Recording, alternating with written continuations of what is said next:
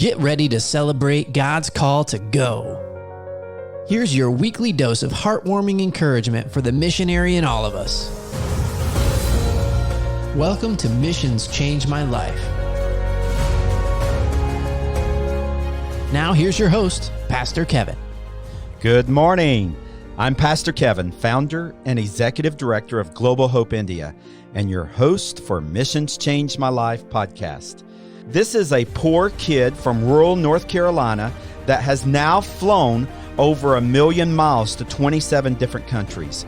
I've taken nearly 1,000 people on mission trips to India. We've collected millions for God's work among Indian nationals. I will be sharing compelling stories of radical transformation from ordinary people. Buckle up. You're going to hear some amazing stories. I'm going to take you right inside 20 plus years of real life mission trip devotional moments. And we will be sharing practical tools to empower and equip you. Go to globalhopeindia.org/resources as God uses missions to change your life. Guess what, friends?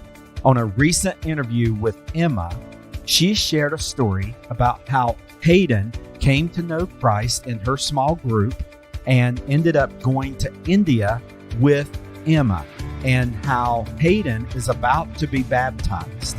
Well, on today's show, it's my highest honor to introduce you to Hayden. That's right, she's here to share her story with you.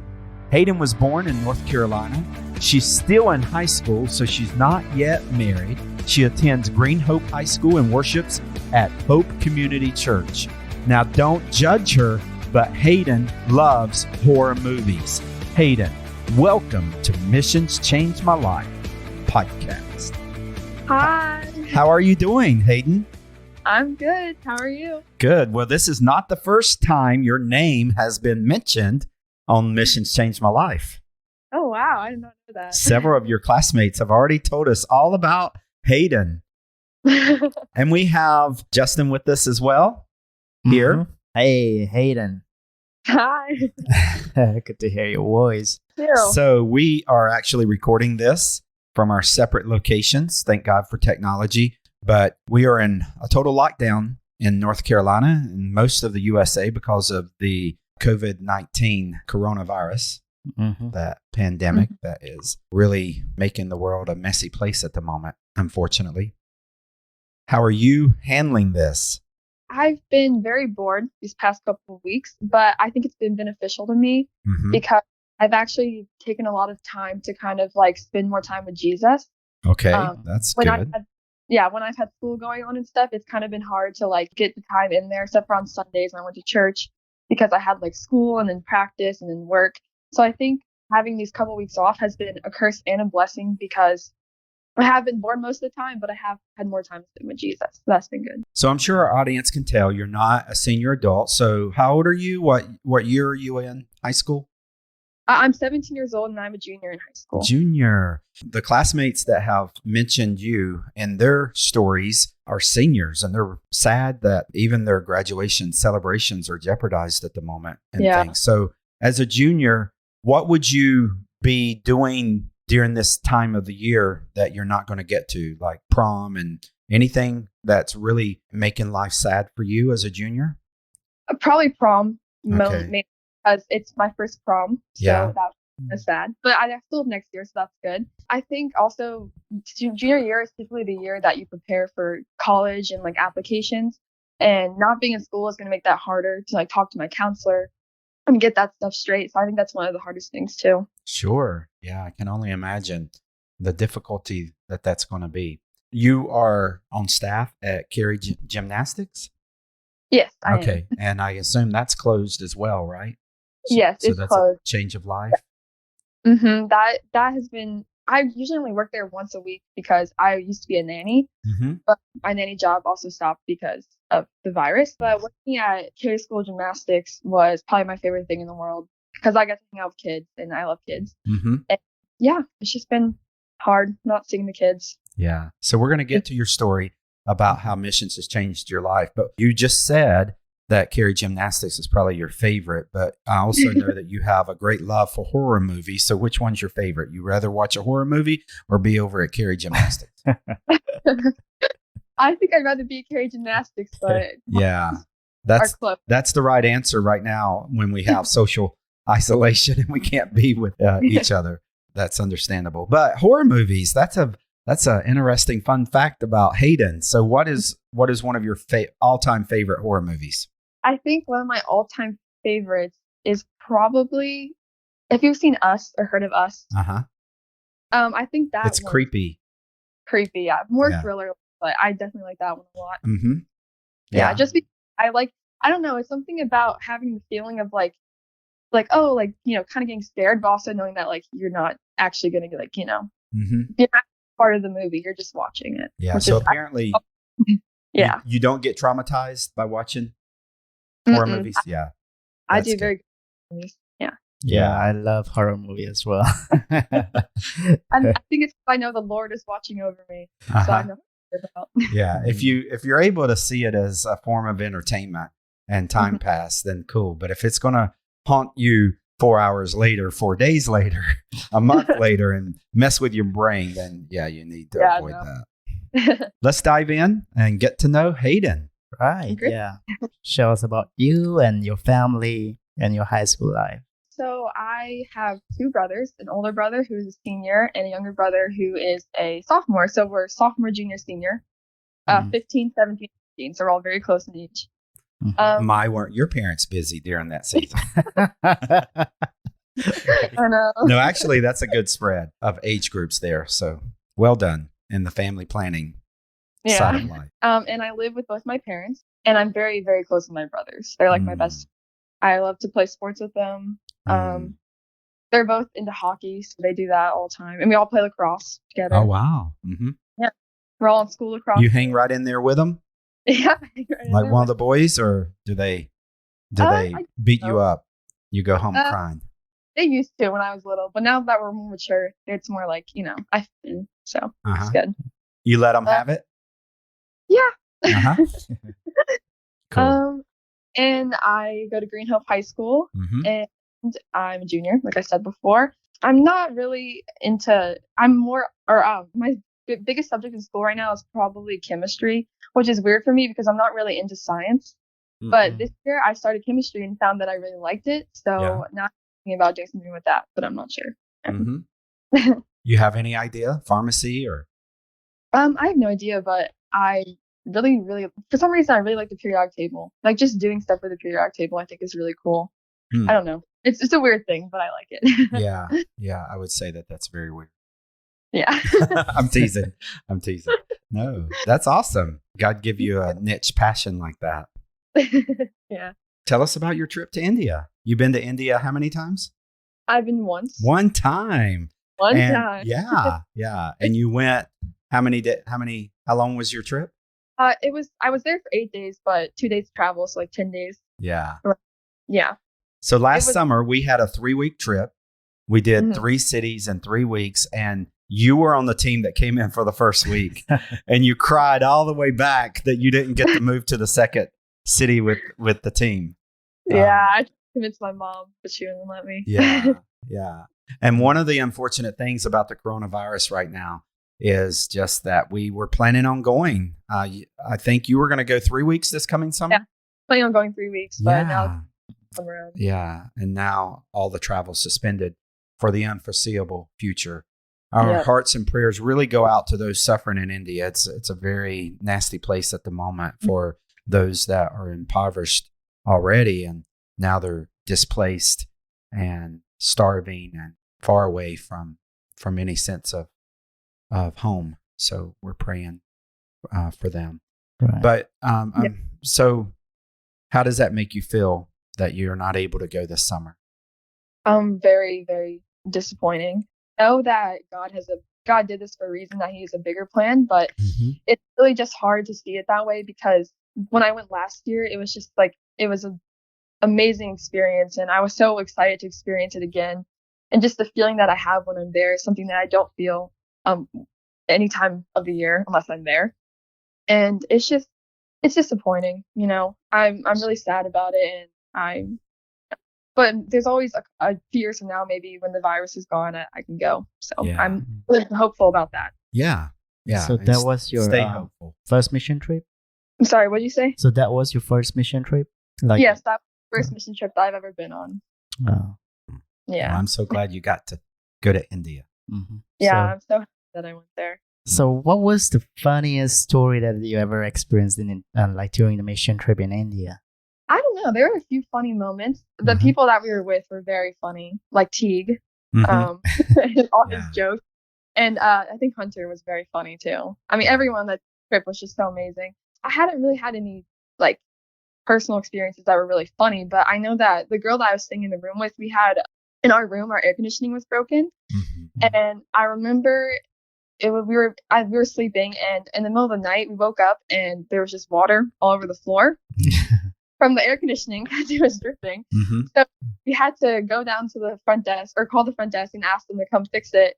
And the guy came up and he looked at it and he was like, okay, you can either leave it on and let it drip, or you can just leave it on, let it drip, put a bucket on it, or just not have air conditioning. So we just had to get a bucket and keep the air conditioning on and let it drip. And then every day before we go to the orphanage, we would take the bucket of water, dump it out in the shower, and then bring it back and leave it there for the day. And we just, Yeah. Yeah. yeah. And just for our audience, this was not a roach motel. This was a very nice hotel. I don't mean 5-star. It was a 3-star hotel, very medium. But yeah, that's just a reality in India that people just deal with drips by just putting a bucket under it. Mhm. Yeah. And It was a very nice. Yeah, sometimes even the power would just go off, sometimes like that, and you have to sleep in like that. yeah. Yeah. So back up and tell us about Hunter, because I think it's just interesting that you and Teague and the group from Raleigh, North Carolina knew each other, but you didn't know Hunter before then. And now you're saying that he was one of the highlights as far as, just being funny. And that is so true. But it's cool to see teams come together in India from various places. So what was that like to just meet somebody for the very first time in India, another American, and then end up with such a good friendship? Hunter from the beginning, he was just very he had a brotherly a relationship between us, and Mm-hmm. always mess with me. He would unzip my backpack while I wasn't looking, and then I would just not notice for a while. Yeah. On the bus, he would sing songs, and he would have a speaker, and we'd all sing along. And he was just very kind-hearted. He always knew what to say. If something wasn't right, he always knew what to do. He was just, it was crazy that I just met him that week, and he was already one of my favorite people. Yeah. And, in the, Yeah. And the whole team would say that as well. Oh, just made the trip very enjoyable. And that makes sense that you have such a great relationship with your brothers, and then that you and Hunter really hit it off as well. It makes a lot of sense. So yeah. So other than the AC, were there other major adjustments that you found yourself being confronted with while you were on the trip? I think the biggest adjustment I had to make was probably the time change, which I think everyone can say they had to make. Sure. I would find myself, going to sleep at 7 o'clock and then waking up at 3 a.m. and not being able to go back to sleep. Mm-hmm. It got a little, it changed throughout the trip. I would go to sleep later and wake up earlier. Mm-hmm. But at the beginning, it was definitely very hard to get used to. The other thing that I had trouble with was probably the finding food for me to eat, because I'm very picky with my food. Mm-hmm. And while the food there is amazing, and we had great options from the orphanage and the hotel, I just I found myself, it was hard for me to find food that I wanted to eat myself. Yeah. So, Unfortunately, there's no Chick-fil-A. Yes. No Chipotle. No. Yet in India, but the food there is very delicious, and it can be a challenge for a high school student to figure out what on the menu actually equates to something that I like to eat. But it's there, and you found that. What did you end up finding to be your go-to food that you really enjoyed the most? I like the rice. We had a lot of rice. Okay, let's think more than rice. Oh yeah. I don't want people to feel like we take our teams over, they pay $3,000 to go on a trip, and we just feed them rice all week. Also, we had And even the hotel served, honestly, was really good. I like the hotel. Yeah. That was they had fries in the morning, which I thought was cool. I know, on the breakfast buffet, because they knew that the Americans were going to come down and would want something that they're familiar with, so they put French fries on the buffet for the Americans. That was cool. Yeah. Anything else stand out? They had this. When we had cereal in the morning for breakfast, they were having like cow's milk, or at least when I asked for it, I don't think they had any. They did have these little smoothie things. I don't know exactly what they're called, but I found a way to take the cereal and then put the smoothie into the cereal, so it's like a milk. That was good. Yeah. So the smoothie is like a yogurt, just a liquid yogurt that you would drink, and it's delicious. It is on the sweet side, so it probably made your cereal even sweeter. Yeah. So let's get to the fun stuff. Yeah. So what did you do like during the mission trip, like hang out with the kids? And so can you tell us about that? We went to the orphanages and we hung out with the kids and we played games with them, and we did like games, and we did worship time and we sung songs. I think my favorite part of all was probably doing the songs and the dances for the kids, because I stood up at the front near like the little girls, and they would all like jump up and scream, and like every time I did a move they would like try and copy it, and it was just like they looked so happy the whole time, and they were getting the words and they were jumping up and down dancing, and just seeing like how happy we could make them just made me happy. It made me feel full.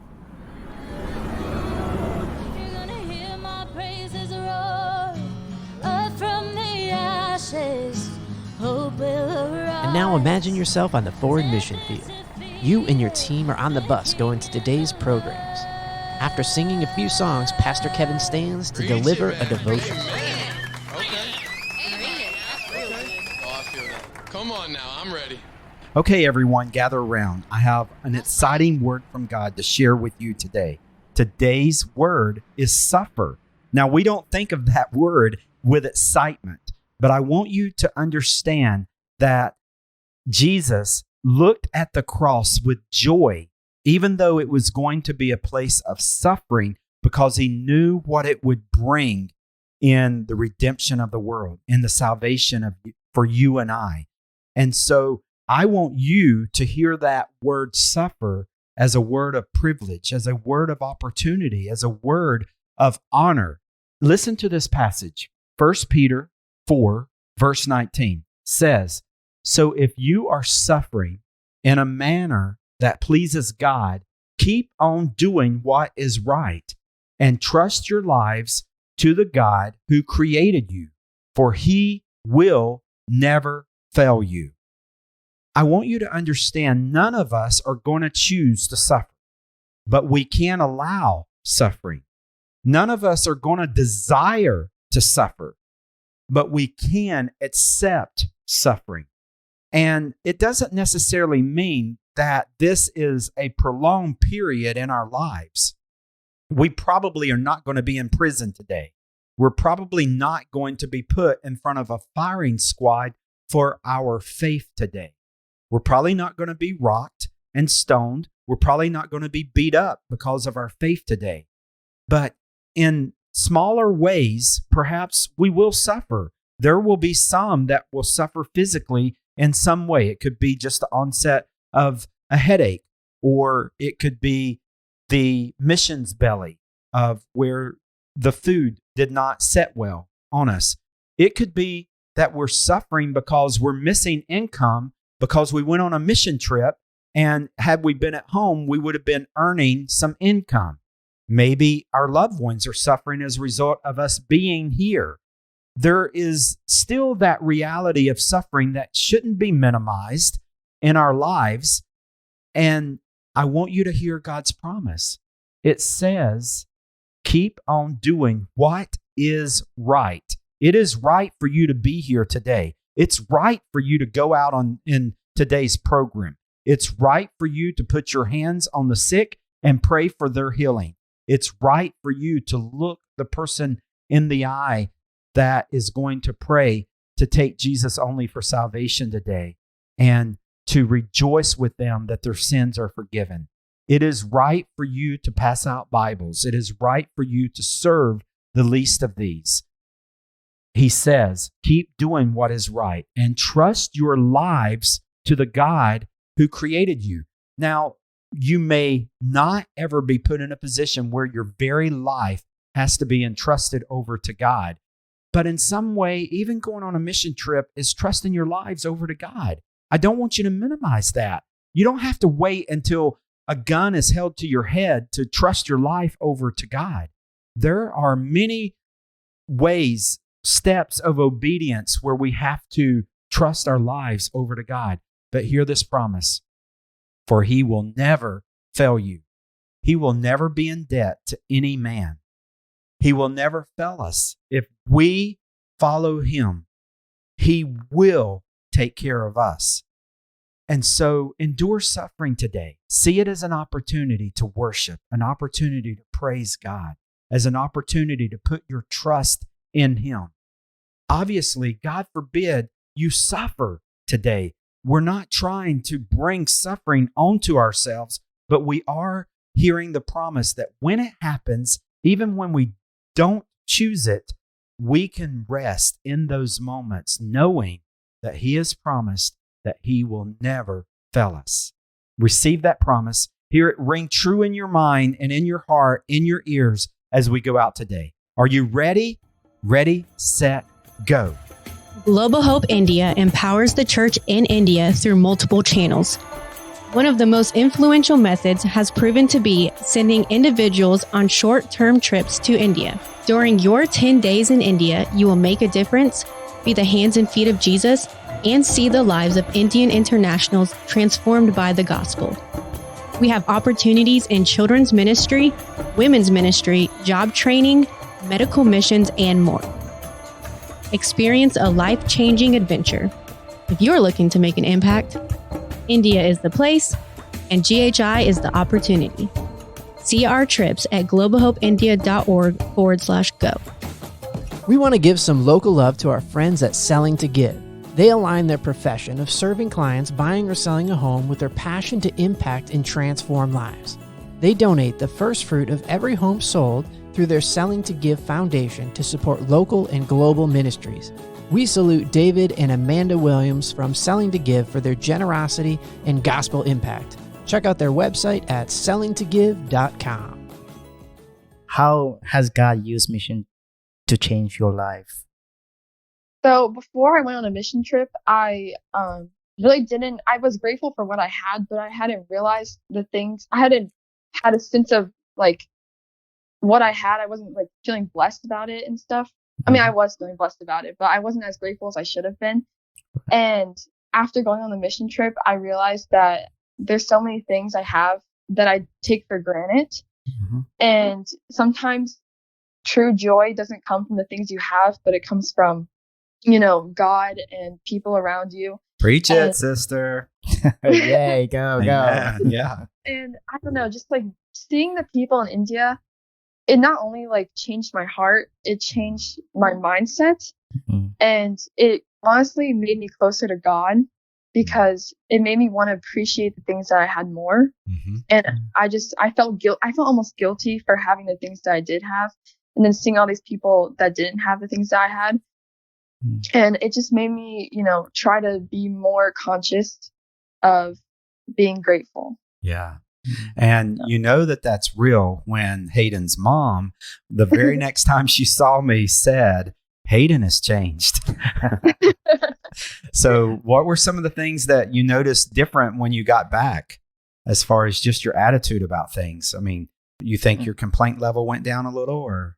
Definitely, yes. Definitely. I think one of the things that changed like most about me was all I wanted to do after that was talk about God and talk about, like the way He changed my life. And all my friends would be like, "Oh, why are you always talking about it?" And I would just like, "I love it. I love talking about it. I'm so passionate about this now." I just like, I thought about India ever since I left India that day.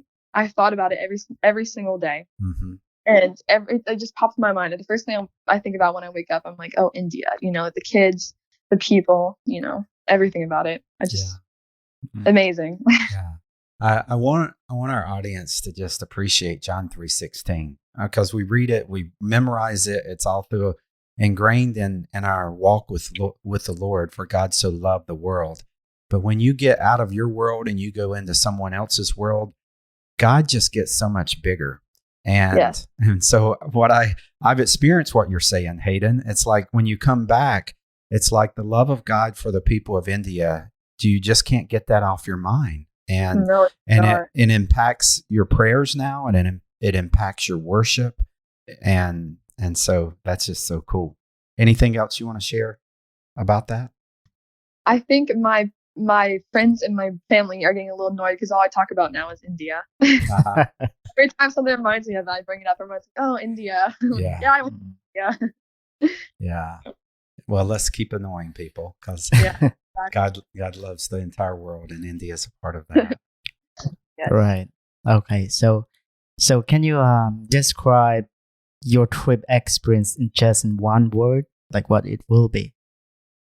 I think if I had to explain the trip in one word, I would have to say that it was rewarding. Good Because word. it is an experience that not a lot of people get to have. Mm-hmm. It's definitely, it was very, it just gave me a different feeling. It's very beneficial to me as a person. So I would have to say that it's rewarding, definitely. 50% of Americans have a passport and 30% have gone out of the U.S. But when you take Canada and Mexico out of the mix, very few, I think less than 10% have actually gone over to Europe. And when you drilled down to India, less than 1% of all Americans have ever been to India. And yet you and I and Justin, everyone, the 1,000 travelers that have gone with us know that it is so rewarding to go and just to see what you're describing there. Mm-hmm. What else comes to mind as far as the word reward? I think it was also just, it was amazing, but there's no other word to describe it for me except for life-changing, rewarding, amazing, just being there. It's something you really can't describe, honestly, because it's so like the feeling that you get when you're there is something like that you've never felt before. I mean, for me at least, it's like a breath of fresh air almost, because seeing God there is different than the way we see God in America. But just like when I go there, like seeing the way God worked in those people's lives is very different from seeing the way God worked in people's lives in America. Yeah. So let's just have a moment of reality here, because it's not like our teams go to a sandal resort and then 2 hours we just leave our cushy little resort and go over to an orphanage and we take some pictures with some orphans and then we go back and we are on the water slide all day. That is not the mission trip at all. It's not that we are in a camper in a tent without running water or anything like that. We are in a hotel because our partners don't have housing for the teams to stay in. But we are on the go from after breakfast until later at night when we come back. And it's hot and it's dusty and it's crowded and the food isn't what we're normally used to eating. And everything about it is just sensory overload. And it can be extremely overwhelming. But what you're describing is how rewarding it is. And it's not that it wasn't the absence of discomfort, because it was. I mean, you even have a dripping air conditioner in your room there into a bucket. Just be raw for a moment. What were some of the discomforts that you remember from the trip? I think one of the discomforts was meeting the people in the orphanage for the first time, because you don't really know how to react, because you've never been in this situation before. Yeah, now you're the foreigner. Yeah, and just knowing what to, like, I didn't know what to say a lot, and they're very welcoming. When you go there, it's nothing to be worried about, but I didn't know that, so I thought that I would have to, like, immediately start praying over someone, or immediately, like, start having a conversation with someone, or immediately doing this. But it was a lot different than that. But that was probably the most, like, uncomfortable experience. Was just like first getting there and having to meet those people, knowing what they've been through and what you haven't. Also, the leper colony was also very uncomfortable at first, because it's a thing, meeting new people. Also, I don't do well with seeing people that are ill. and it just hurts my heart, So that was very hard, I think. And yeah. Right. Now let's flip that and go back to what you were saying about the reward. What about the trip really became a reward in the midst of discomfort? What shined through as gifts from God to reward you? Definitely the happiness I saw. The faces of the kids when we were with them, just like knowing that they were happy that we were there, and just being with them, and them just like having fun. I love that the kids had fun. I love that they learned stuff from us and they took what we told them, like the gospel bracelets. I love that they took that and they learned something from it. I love that they appreciated that we were there, and they didn't see us as like these Americans that had everything. They saw us as like friends and family, and I love that. Right. Yeah. So even like most of the people we saw videos and like even in movies or even in the YouTube, like about the India mission trip, about a lot of things, but we can hear. We never been there, but we always see in our own eyes. But once you go there physically, like you go there in India and you step down there and you move, it like doesn't matter whether you're tired or what the conditions, the weather looks like, and it's so hot, but you don't care about anything, but you just like I'm serving like to glorify your name, and so like you tried your best and you changed your life out there and you changed many children's lives. Yeah, it's just like those are in such a young age. It's just incredible. So you have done a great job. Like, and so I would love to ask you like how your mission trip experience changed your everyday life after you come back from the mission trip. I think after coming back from the mission trip, what has changed in my everyday life is that I've tried to spend more time with God. Before the mission trip, I wasn't super close in my relationship with God. And during the mission trip, I actually grew closer with him. And I had moments there where I just felt his presence. And, that really changed the way I thought about Christianity and how I realized how important it was for me to actually be super involved with it. So now that I've gotten back, every day since, I think I've prayed at least once during the day about something, prayer requests, stuff like that. I've done more Bible study, devotional, stuff like that. Wow. That's beautiful. Praise God. Yeah. Praise God. Yeah. We are so proud of you, Jane. Thank you. Yeah. I'm just wondering, do you remember any of the spiritual moments that you have with children, with the adults, as far as praying for them, really having an opportunity to give a witness and to lead them to Christ? What were you able, or what did you experience? I think one of the biggest moments I experienced, or one of the most memorable ones, was when we were at Raj's home. And I remember Jenny, she had her guitar and she would sing and everything. And music is a big part of who I am, and I love singing, and I think that sharing the word of God through song is one of the most beautiful things that you can do. So I always reach the emotion through song.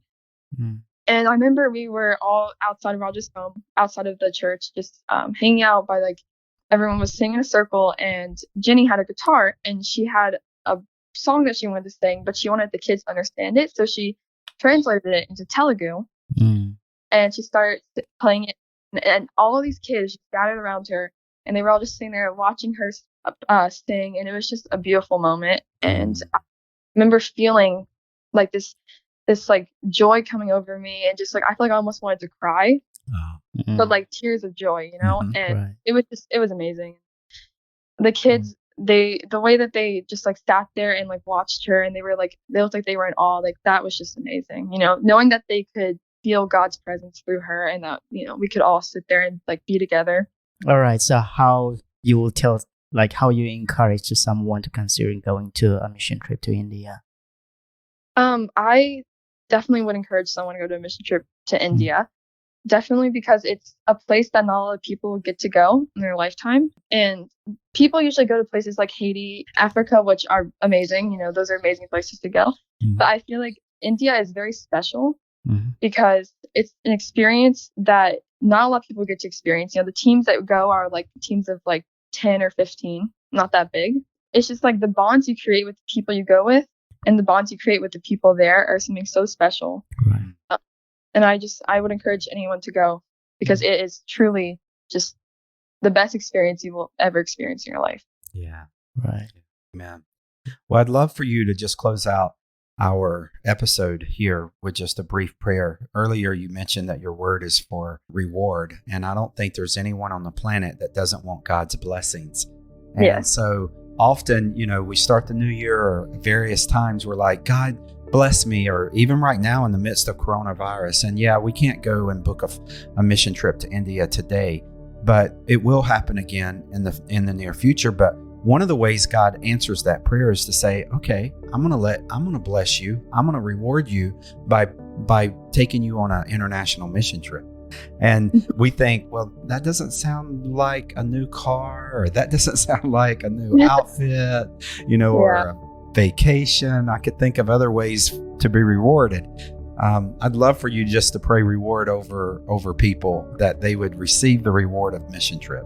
Dear God, I would like to thank you for allowing me to grow in a relationship with you over these past few years, and I pray that it will continue to grow. I would like to thank you for letting me experience the stories I shared here today.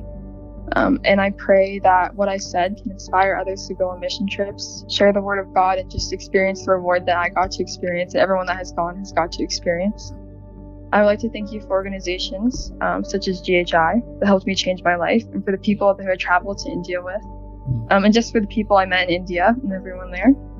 I'm so thankful for having been given the opportunity to go, and I wish that everyone would be able to go. I would also like to pray for the state of the world right now, with everything going on in the virus. I pray that everyone listening right now stays safe and healthy. And I pray for India right now as they also go through this virus, and that everyone in India and the orphanages is also safe and healthy. I would like to pray for healing during this time, and that we can use this time or this quarantine to spend more time with you, God. Thank you for everything you do for us. Thank you for happiness, for peace, and for unconditional love. In your holy and precious name we pray. Amen. Amen. I heard a rumor that you were scheduled to be baptized before the shutdown happened. Yes, and so now that's being delayed. But congratulations. That's a big step of faith and a bold witness. Yeah. And so I hope I can be there to see you come up out of the water. Yeah. But Yeah. God bless you so much. So excited for you. Yeah. Thank you. Thank you for sharing your story. It's priceless, and may God use it in millions and millions of lives around the world. Woohoo! Yeah. Good job. Thank you, Hayden. God bless you. We're giving away a Starbucks gift card this month to one of our amazing listeners. Go to globalhopeindia.org/missions and fill out the quick free Starbucks form. We will randomly select a lucky listener, so enter now for your chance to win. This episode is complete, so head over to globalhopeindia.org for show notes, resources, and opportunities to go to India through GHI. Continue to be radically transformed by God as you live out the Great Commission, and we'll see you again next week here at Missions Change My Life.